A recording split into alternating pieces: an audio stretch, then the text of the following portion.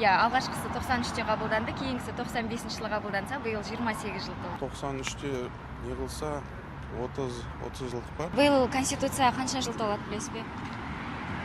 30 сентябрьдің ішінде. 30-шы тамыз күні ма? Конституция күні қашан екенін білесіз бе? Әрине, 31 тамыз. 30. Биыл қанша жыл толатынын білесіз бе? Өкінішке орай жоқ. 30-го же, не? Иә, 30 тамыз күні. 28 Декабрь.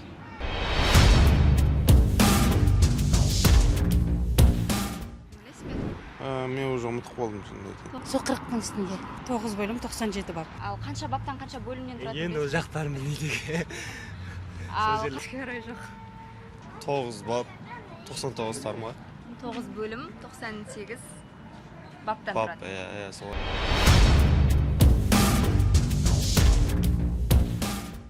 Қазбек би, Айтеке би, Төле би. Ендеше келе жатқан Конституция күнімен. Сізге. Қазақтың 3 биі Қазбек би, Төле би, Және кіші жүздікі. Айтеке би. Иә. Жауаптарыңызға рахмет. Келе жатқан Конституция күнімен. Төле би, Қазбек би, сосын Айтеке би. Иә. Ендеше келе жатқан Конституция күнімен мерекеңіз құтты болсын. Рахмет.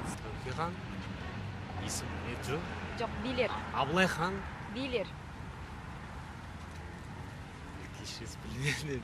Төле би. Мен негізі бұл жердікі емеспін да. Аха. Өзім Өзбекстанда тұрамын. Төле би, Айтеке би, сосын Айтеке би, Төле би, Қазбек би. Иә. Келе жатқан мерекеңіз құтты болсын Конституция күнімен. Рахмет. Төле би, Айтеке би, Қазбек би. Ендеше келе жатқан Конституция күні құтты болсын. Ой, рахмет. Сізге де рахмет. Қазбек би, Айтеке би, Төле би. Аха, жауаптарыңызға рахмет. Келе жатқан Конституция күнімен. Рахмет.